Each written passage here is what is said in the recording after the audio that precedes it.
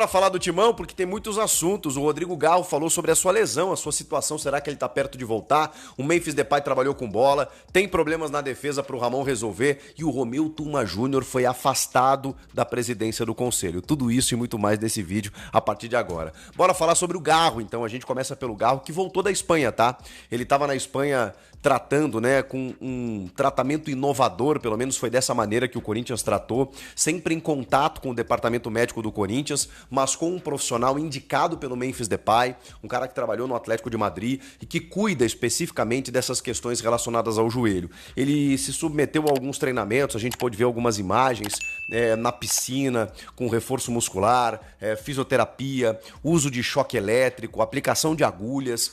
Foi assim, uma força-tarefa, né, para que o Garro pare de sentir essas dores no joelho direito da sua tendinopatia patelar. Ele retornou, vai ter agora todo o processo acompanhado pelo Departamento Médico do Corinthians, mas ele falou rapidamente, né, um vídeo de menos de 1 minuto para Corinthians TV, e até peguei as aspas dele aqui para vocês terem uma ideia. Ele disse o seguinte: fala Fiel, tô de volta, continuando com o período de recuperação, foram dias de muito trabalho, muitas coisas por lá, quero agradecer ao Departamento Médico por me ajudar com esse processo, tô com muita vontade de jogar, compartilhar o gramado com meus companheiros, Deus queira que logo eu esteja com vocês, obrigado pelas mensagens de carinho, para mim é muito importante, obrigado e estamos juntos. Recentemente, inclusive, ele fez uma postagem, né, de alguns meses completados aí da camisa 8, né, para dizer que ele tá feliz com a camisa 8, vamos por mais, aquela coisa toda, né, para revelar o quanto ele tá satisfeito no clube, o quanto ele quer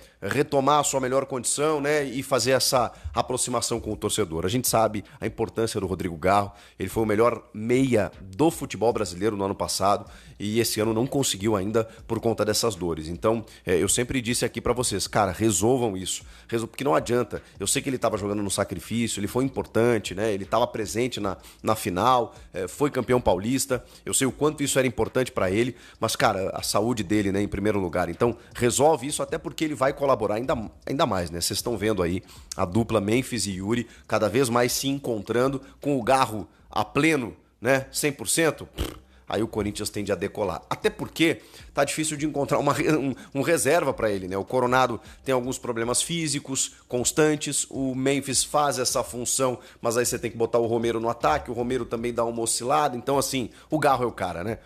Então que o Garro se recupere o quanto antes. Vamos falar do Memphis, né? Falei sobre o Memphis Depay, inclusive, ele trabalhou normalmente com bola, ele sentiu aquele pisão, né? Sofreu aquele pisão que o Anderson Daronco ignorou no final de semana, no jogo contra o Vasco, foi retirado do jogo da Colômbia, não participou da viagem, o elenco ganhou folga, então ele teve um controle de carga aí durante a semana, mas quinta-feira, tá? Quinta para sexta eu tô gravando esse vídeo. Quinta-feira trabalhou com bola. Tem um treino definitivo na sexta e o derby é no sábado. Então, pelas informações, o Memphis vai pro jogo, tá? Agora, o Coronado e o Gustavo Henrique não trabalharam. Então, eles são dúvidas. Eu não posso dizer que eles estão fora porque tem ainda o treinamento da sexta-feira. Mas o zagueiro tem um problema, né, um incômodo na coxa direita, e o Coronado sentiu uma pancada no ombro, também estava né, oscilando aí durante a semana e não trabalhou nessa quinta-feira, diferentemente do Memphis. Então, o Memphis a gente pode garantir para o jogo. O Coronado e o Gustavo Henrique já não. Não tendo o Gustavo Henrique, a gente já entra numa outra seara desse vídeo, que é a parte da defesa. A gente tem visto muitas críticas, especialmente no último jogo, né, contra o América, quando o André Ramalho e o Félix Torres, mesmo com um time misto, reserva, não sei o quê, a dupla de zaga foi teoricamente a titular, pelo menos com o que o Ramon tem à disposição nesse momento, na medida em que ele não tem o Gustavo Henrique.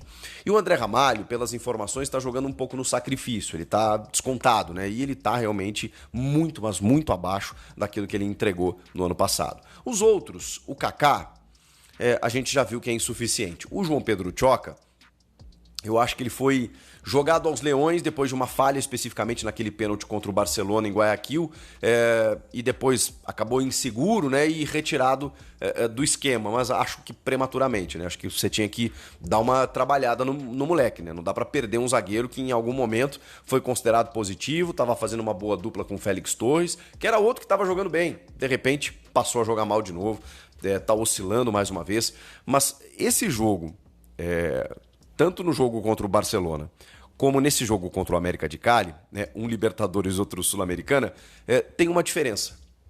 Na verdade, tem uma semelhança. Nesses 2 jogos em que a defesa foi mal, um jogador não estava. Ranieri. Então, assim, me parece muito claro que parece exagero o que eu vou dizer, mas me parece muito claro, porque eu sei que tecnicamente e individualmente eles estão mal. Vocês olham o gesto técnico dos zagueiros e é fácil perceber que como eles estão mal tecnicamente. Agora, é fato que o sistema fica muito mais protegido quando você tem o Ranieri. O Ramon Dias encontrou o time quando ele posicionou o Ranieri à frente da defesa. Ele não começa o ano como titular, até porque o Ramon rodou bastante. Quando ele reconquista a posição ali na frente da defesa, e aí ele oscila ali, né, abrindo o Martínez ou o Carrilho pelo lado direito, aí às vezes ele abre o Martínez, o Carrilho pelo lado esquerdo para botar o Martínez na direita e tal, definindo mais ou menos o time titular, mas nunca abrindo mão do Ranieri, que muitas vezes é híbrido, é um terceiro zagueiro. O Ranieri resolve todos os problemas defensivos do Corinthians. Na reta final do Paulista, em alguns jogos importantes, o Ranieri foi o cara. Então, cara, me parece algo significativo. Os zagueiros, eles ficam expostos e eles falham demais quando eles não têm o Ranieri à frente da defesa. Individualmente, tecnicamente, eles não estão bem. Isso é fato.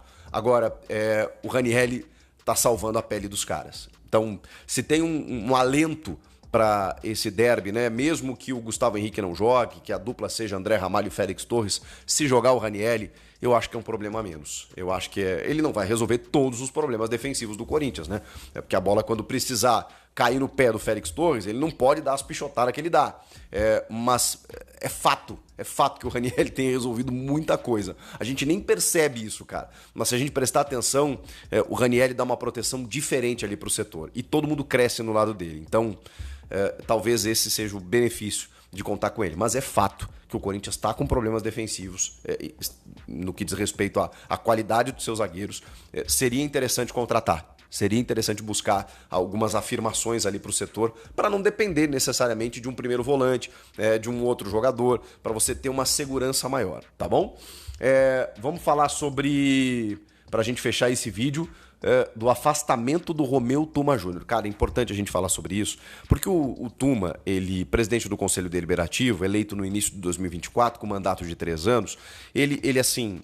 Vou dar a minha visão, tá? Eu não tenho procuração para defender o Augusto Melo, não conheço o Romeu Tuma, não tenho conhecimento, relação com nenhum deles, tá?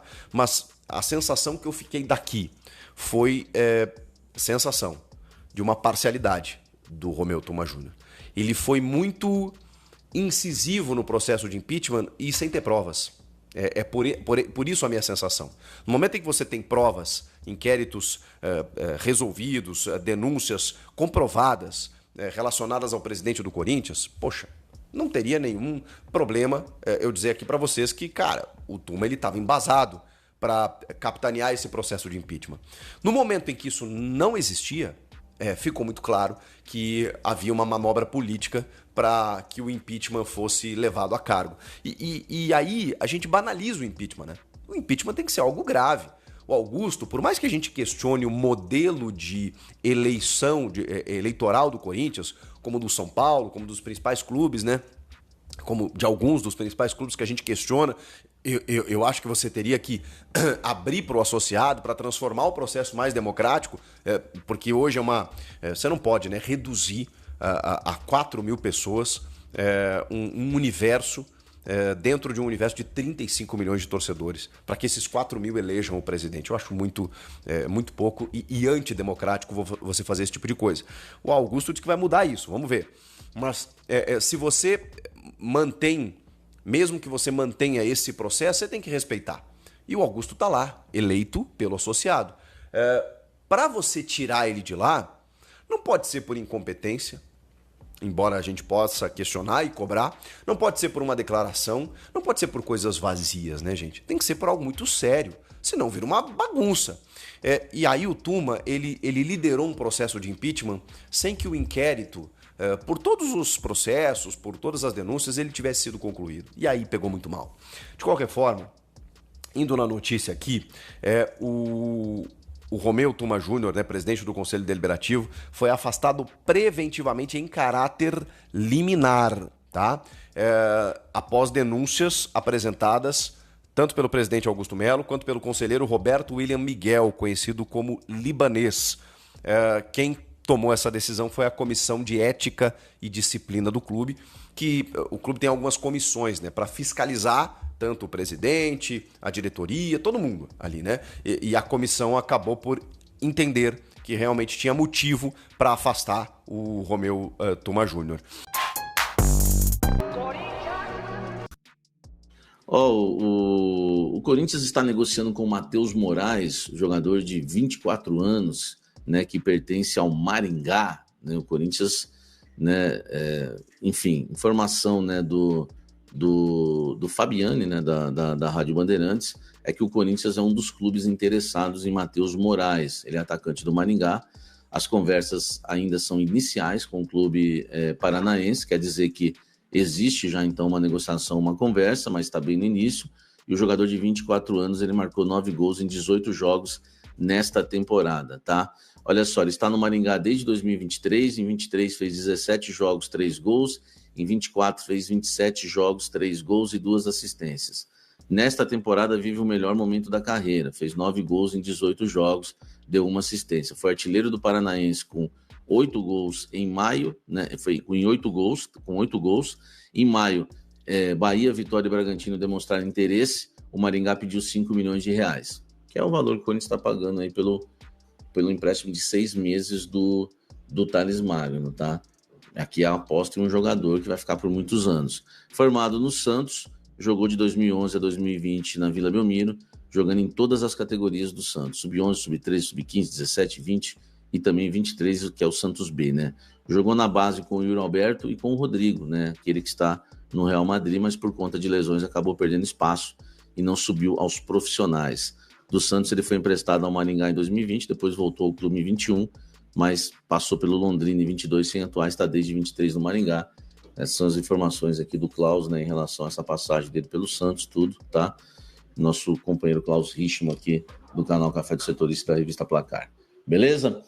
Ó, a informação que eu tenho é essa mesmo. O Corinthians iniciou uma conversa, né? Pode ser tratada como consulta ou negociação, enfim, vamos aguardar e ver, né, se o Corinthians vai avançar na questão desse jogador e atacante do Maringá. Eu não conheço, por isso te passei todos os números. Eu gostei da camisa, né? Gostei da camisa. Aliás, eu acho mais bonita. Para mim, menos é mais, né? Eu acho essa camisa mais bonita que a própria camisa atual do Corinthians, tá? Eu não... A camisa número 1, né, do Corinthians, a camisa 1, né? Ela não me ganhou, né? Até hoje. Mas a Nike mandou bem. Por quê? Porque a All Black, meu amigo, é sucesso total e é maravilhosa, né? Então, essa camisa aqui eu acho mais bonita que a atual, né? Como camisa 1, né? Achei bem bonita e não quero nem ver quando sair a 2, né? A preta. Vou lembrar do Fred Rincon. A preta, então, vai ser maravilhosa, que ainda não vazou, né? A imagem da preta, né? O atacante Edilson vazou, né? A camisa 1 do Corinthians, uma foto aí do pentacampeão mundial, né? Com a peça. Foi realizada em um ensaio nesta quarta-feira, tá? Foi publicada na internet, compartilhada nas redes sociais antes da divulgação por parte do clube e da própria Nike, o Edilson aí, enfim. E é bom lembrar, né, que o Edilson vai ser, né, um dos garotos propagandas aí da camisa, porque ele estava lá no Mundial de 2000, né, ele, Marcelinho, enfim, vários jogadores do Mundial de 2000, alguns nomes do atual elenco também, né, do futebol feminino do Corinthians vão ser aí os garotos e garotas propagandas, tá, da nova camisa aí do Corinthians, tá certo? Deixa o like aqui e fala o que você achou dessa camisa nova do Esporte Clube Corinthians Paulista. Eu gostei e repito, hein? A preta eu vou comprar na primeira semana, tá certo? Deixa o like. Fala, corintiana da gente fina no canal. Bora falar mais um pouquinho de Timão, continuar essas notícias do dia do Corinthians. Falar dessa situação rapidinho envolvendo o Tuma, né? É complexo, né, galera? O momento político do Corinthians é muito complexo, mas eu acho que foi uma decisão aí acertada do afastamento dele por enquanto. Vamos ver o que vai se desdobrar disso. Só que o Corinthians vem vivendo um momento bom dentro de campo que já não vivia há muito tempo, e esse cenário fora de campo tá atrapalhando a coisa, tá deixando a coisa um pouco sem sabor, e eu acho que isso vai acabar fazendo uma acalmada nessa situação toda, então eu acho que é bom, mas vamos acompanhar aí os próximos desdobramentos. Eu quero saber também de vocês o que vocês acharam desse afastamento do Tuma aí, que deu o que falar. Galera, duas informações aqui, uma bem interessante aqui, bem legal, que o Corinthians inaugurou um tour sobre a sua história no Parque São Jorge. Então nessa sexta-feira o Corinthians inaugura o tour Raízes Alvinegras no Parque São Jorge. O evento dura até 2 horas e leva torcedores, turistas e interessados pela história do clube a um passeio pelas instalações e dependências do Timão.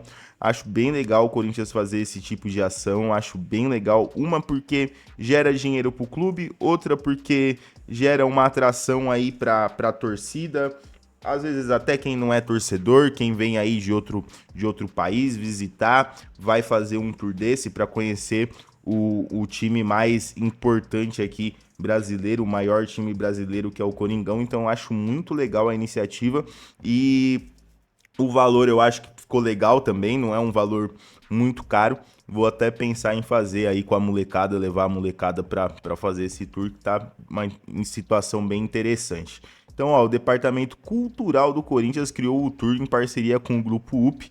Desse modo, a entrada custa R$ 62 e pode ser comprada no site.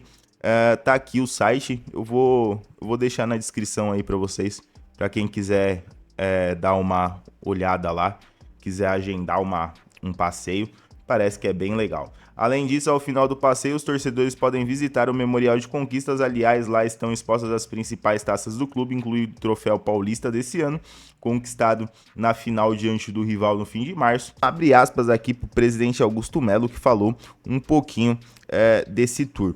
É uma alegria, é uma grande satisfação estar aqui inaugurando mais um produto dessa gestão maravilhosa. Sou um torcedor nascido aqui, raiz, e cada dia que entro para trabalhar é uma satisfação. Parabéns pelo trabalho de todos e espero que daqui para frente possamos cada vez mais trazer o torcedor para dentro e mostrar a história maravilhosa do Corinthians, declarou o presidente Augusto Melo. Então é isso, galera. Por fim, o objetivo de tornar o passeio ainda mais especial e nostálgico, o clube restaurou um ônibus mosqueteiro que transportava os jogadores da década de 70, o veículo, portanto, para a parte do tour, e promete oferecer uma experiência única aos visitantes, cheias de memórias na história corintiana. Ficou bem legal o ônibus, galera. Bem legal mesmo, massa, muito massa.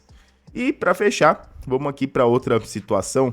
Essa é um pouquinho inusitada. Olha aí, ó, o árbitro que Corinthians e CBF que tem tido aí alguns atritos. A gente teve ontem aí um monte de gente indiciada. Depois no próximo vídeo eu vou falar um pouco disso, porque, olha, vou te contar, cara. Por isso que eu falo que não é bom arrumar encrenca com esses caras. E o Corinthians arrumou algumas no ano passado e parece que agora eles estavam esperando alguma coisinha e a final do Paulista deu brecha para eles saírem destrinchando em cima do Corinthians. Então eu acho que vai ter muita coisa chata ainda envolvendo isso. A gente vai discutir, tem questão de mando de campo envolvido e muito mais. A gente vai falar disso no outro vídeo. Mas, continuando essa questão, o árbitro que foi escalado para o jogo do derby é um árbitro do qual o Corinthians nunca venceu. Com esse árbitro aqui, esse rapaz aqui que tá aí na foto aí. Parece algum personagem, só não lembro que personagem que ele parece. Mas parece muito algum personagem de desenho. Popeye, parece o Popeye. Galera, deixa nos comentários se ele parece o Popeye. Bom, enfim, o Corinthians nunca venceu com esse árbitro, são 5 jogos com esse árbitro, com o Corinthians em campo, todos em 2023 pra cá, e esta será o segundo clássico do Timão com ele no comando. No último foi diante do São Paulo no ano passado, que contou com polêmicas em relação a cartões mostrados em um pênalti marcado. Então é um árbitro que já tem um histórico aí um pouquinho chato contra o Corinthians, e agora é ele que vai apitar o jogo. Tá aí, a gente vai discutir depois dessa situação da CBF. Eu acho que acaba envolvendo um pouco, sim, não sei a opinião de vocês, mas parece que a CBF tá pesando legal em cima do Corinthians e a gente vai vendo algumas situações aí que são um tanto quanto estranhas. Bom, a gente vai discutir mais disso, eu quero falar mais disso no próximo vídeo, tá? Então, o Rodrigo Klein, que vai estar no comando do apito no jogo entre Corinthians e Palmeiras lá em Barueri. Beleza, galera? Essas as informações. Agradecer a todo mundo que tem participado, deixado o like, se inscrito no canal. Não esquece, amanhã tem jogo, então tem muita informação, escalação, vídeo de manhã com muita informação. E depois a gente volta à noite também, falando aí do pós-jogo do Corinthians. Acredito eu que com mais uma vitória em cima do rival. Beleza, galera? Até mais tarde, valeu, um abraço e vai Corinthians!